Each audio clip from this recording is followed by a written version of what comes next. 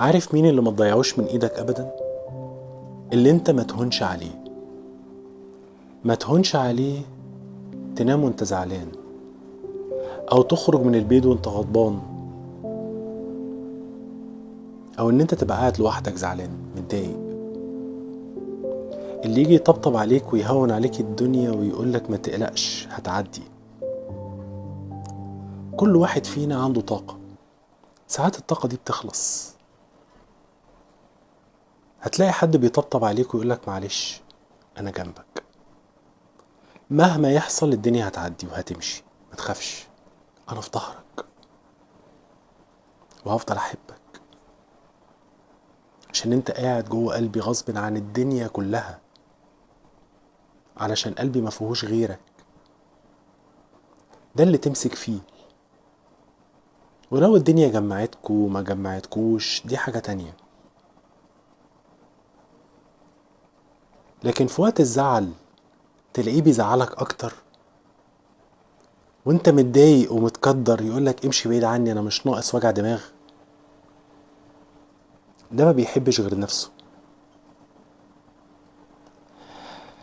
تعال اقولك سر. انت لما تحب حد هتحس ان الدنيا كلها تحت رجلي، هتحس ان مفيش حاجة في الدنيا تستاهل تكشيرة مش دمعة، وهتحس ان اجمل حاجة في الدنيا هي ابتسامته.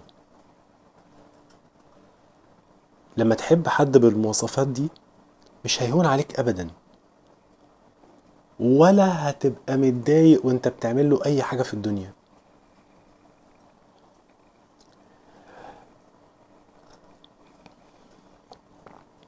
اجمل حاجة في الدنيا انك تحب، واسوأ حاجة في الدنيا انك تحب.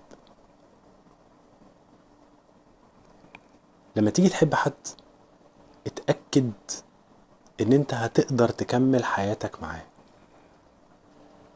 وانه مش هيهون عليك ولا تهون عليه ان هو يسيبك ويمشي ضايع، مش عارف تعمل ايه، مش عارف تروح فين ولا تيجي منين ولا تعمل ايه في حياتك.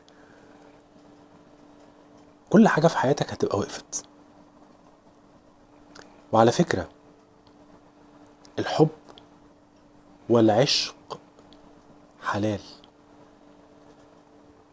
واللي يقولك غير كده قوله انت ما بتفهمش حاجة.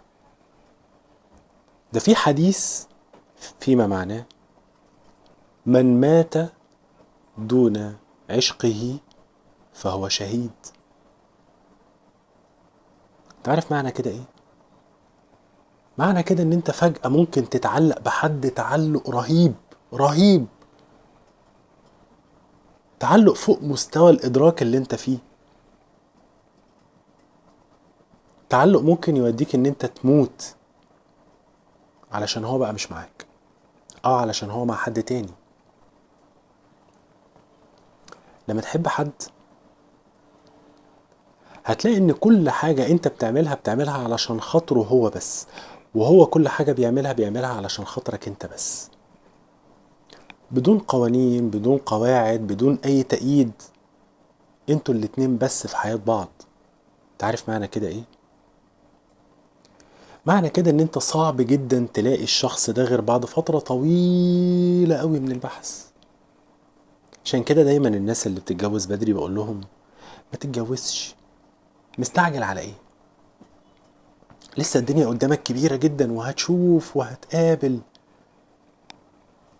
أسوأ مقابلة ممكن تقابلها في حياتك لما تقابل الشخص الصح في الوقت الغلط. كل حاجة كنت بتتمناها موجودة في الشخص ده: شكله، لونه، ريحته، نظرته، طريقة كلامه، صوته، شكل جسمه، لبسه، كل حاجة فيه. زي ما بيقول الكتاب، اللي جوه دماغك لقيتها، بس انت في الوقت ده ممكن تكون مش قادر توصل له لأي سبب من الأسباب. أعرف واحد متجوز لتاني مرة. اول مرة ما حصلش نصيب، وتاني مرة عايش ومخلف.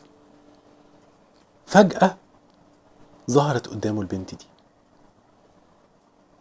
كل حاجة فيها سوبر بيرفكت، اتعلق بيها تعلق رهيب لدرجة انه ما كانش قادر يعيش، وما كانش في ما بينهم حاجة، ولا قال لها بحبك ولا قالت له حاجة، كان هيموت عليها. بس ايه ذنب اللي موجودين في رقبته؟ ايه ذنب مراته؟ ايه ذنب ولاده؟ لكن هو حياته وقفت.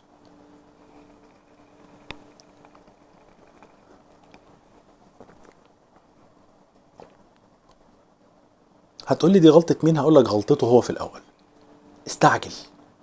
ما كانش لازم ان هو يستعجل، مفيش اي داعي ابدا ان انت تستعجل ليه؟ مصمم ليه تتجوز بسرعة؟ استنى لغاية اما تلاقي الشخص ده، وهو ده اللي يكمل حياتك. صدقني هتكونوا مبسوطين جدا مع بعض. الفلوس مهمة، وشقتك مهمة، وعربيتك مهمة، بس لو انتوا الاتنين بتحبوا بعض كل ده مش هيهمك. ووقت ما الدنيا تيجي عليك هتلاقي اللي انت بتحبه ده اول واحد جاي يطبطب عليك ويهون عليك. كلنا نعرف ناس ربنا موسعها عليهم جدا، والبيت حريقة، هما الاتنين دايما حريقة مع بعض، من بره الشكل جميل، من جوه مسوس. عايز تعيش حياة مسوسة؟ عايز تعيش حياة ما فيهاش حد بيطبطب عليك ولا يهون عليك؟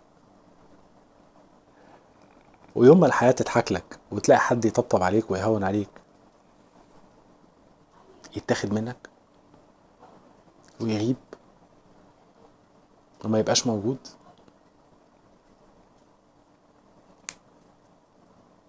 لو انت عايز تعمل كده اتفضل،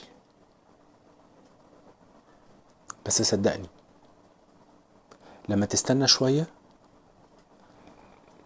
لحد ما تلاقي توأم روحك، لحد ما تلاقي اللي انت مش قادر تعيش ولا دقيقة من غيره، اللي يطبطب عليك ويكلمك ويرضيك ويفرحك،